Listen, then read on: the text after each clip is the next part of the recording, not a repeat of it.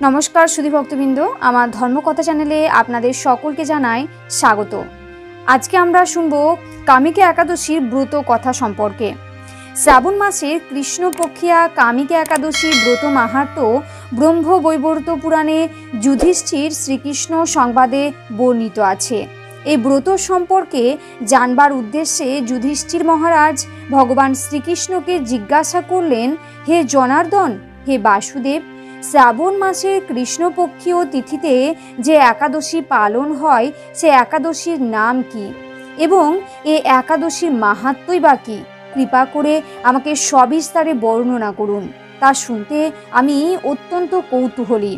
মহারাজ যুধিষ্ঠিরের জানার ইচ্ছার ব্যাকুলতা দেখে ভগবান শ্রীকৃষ্ণ আন্তরিকভাবে অতি প্রসন্ন হলেন এবং প্রত্যুত্তরে জানালেন, হে রাজন, এর পূর্বে দেবর্ষি নারদ এ বিষয়ে প্রজাপতি ব্রহ্মার কাছ থেকে সবিস্তারে জ্ঞাত হয়েছেন। প্রজাপতি ব্রহ্মা যেমন করে বলেছিলেন তেমন করেই আমি পুনরায় বলছি, আপনি মনোযোগ সহকারে শ্রবণ করুন। একদা ভক্তশ্রেষ্ঠ দেবর্ষি নারদ ব্রহ্মাজির কাছে জানতে চেয়েছিলেন, হে ঈশ্বর, শ্রাবণ মাসের কৃষ্ণপক্ষ তিথিতে যে একাদশী পালন করা হয় এই একাদশীর নাম কি? এই একাদশী পালনের মাহাত্ম্যই বা কি? এই একাদশীর আরাধ্য দেবতাকে? এই একাদশী পালনে কি ফল লাভ হয়? কৃপা করে এই সকল বিষয় সবিস্তারে বর্ণনা করে জ্ঞাত করুন, আমি ধন্য হই। শ্রী নারদের কথা শুনে ব্রহ্মা অত্যন্ত তৃপ্ত হলেন এবং উত্তরে বললেন, হে বৎস, তুমি যে প্রশ্ন করেছ তার দ্বারা মনুষ্য জাতি অনেক উপকৃত হবে। শুধু তাই নয়, তারা নিম্নজনী প্রাপ্তি থেকে উদ্ধার হবে ও পাপ থেকে মুক্ত হবে। আর সেই উদ্দেশ্যে আমি সবিস্তারে তোমায় বর্ণনা করছি, তুমি মনস্থির করে তা শ্রবণ করো। শ্রাবণ মাসের কৃষ্ণপক্ষিয়া একাদশী কামিকা নামে জগতে প্রসিদ্ধ। ভগবান শ্রীবিষ্ণু এই একাদশীর আরাধ্য দেবতা। এই একাদশী পালনে সকল পাপমোচন হয়ে যায়। তাছাড়া এই একাদশীর মাহাত্ম্য শ্রবণ করলে বাজপেয় যজ্ঞের ফল লাভ প্রাপ্ত হয়। গঙ্গা, গোদাবরী, কাশী, নৈমিষারণ্য, পুষ্কর ইত্যাদি তীর্থ দর্শনের সমস্ত ফল কামিকা একাদশীর মাধ্যমে কোটি গুণ লাভ করা যায়। সাগর ও অরণ্য সমৃদ্ধ সমগ্র পৃথিবী দানের ফল লাভ হয়।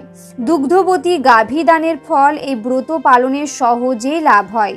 যেসব ব্যক্তিগণ ব্রহ্মহত্যা, ভ্রূণ হত্যা কিংবা তার থেকেও বেশি পাপপূর্ণ সাগরে নিমজ্জিত থাকে তাদের কামিকা একাদশী ব্রতের মাধ্যমে সহজে সমস্ত পাপ ভস্মীভূত হয়ে যায়। যে সকল ব্যক্তিরা রাত্রি জাগরণের মাধ্যমে এই ব্রত পালন করেন তাদের কখনো দুঃখ দুর্দশা থাকে না, পরবর্তী জীবনে নিম্নজনী প্রাপ্ত হয় না এবং মনুষ্য শরীর সুনিশ্চিতভাবে প্রাপ্ত হয়। যে ব্যক্তি তুলসী পত্র দিয়ে বিষ্ণু পূজা করেন তাতে ভগবান এতই প্রসন্ন ও তৃপ্ত হন, মণিমুক্তাদি মূল্যবান রত্ন নিবেদন করলে তেমন প্রীতি হন না। যিনি বিষ্ণুর চরণে তুলসী মঞ্জুরি অর্থাৎ দুটি তুলসী পাতা সমেত তুলসী মঞ্জুরি চয়ন করবেন, লাল চন্দনে লাগিয়ে নিবেদন করেন, তার জন্মার্জিত সমস্ত পাপ ক্ষয় হয়ে যায়।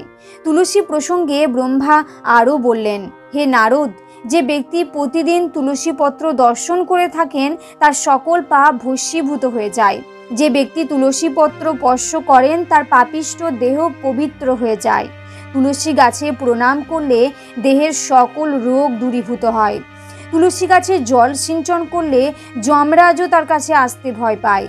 শ্রীহরি চরণে তুলসী অর্পণ করলে ভগবত ভক্তি লাভ হয়। যে ব্যক্তি হরিবাসরে অর্থাৎ হিন্দু মতে একাদশীর দিন ভগবানের সামনে প্রদীপ জ্বালান তার পুণ্যের হিসাব চিত্রগুপ্তও রাখতে পারেন না। এই পুণ্য লাভে তার পূর্বপুরুষেরাও পাপ থেকে মুক্ত হয়ে স্বর্গবাসী হয়ে থাকেন। ভগবান শ্রীকৃষ্ণ বললেন, হে রাজন, সর্ব পাপ হারিণী কামিকা একাদশীর মাহাত্ম্য আপনার কাছে বর্ণনা করলাম।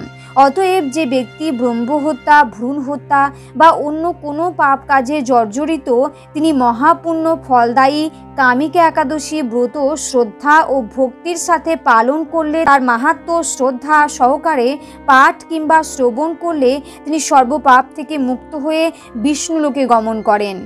কামিকা একাদশীর ব্রতকথা এখানেই সমাপ্ত হলো। জয় কামিকা একাদশী, জয় শ্রী রাধা কৃষ্ণ। নমস্কার, সকলেই ভালো থাকুন, সুস্থ থাকুন এবং সকলেই কামিকা একাদশী পালন করুন।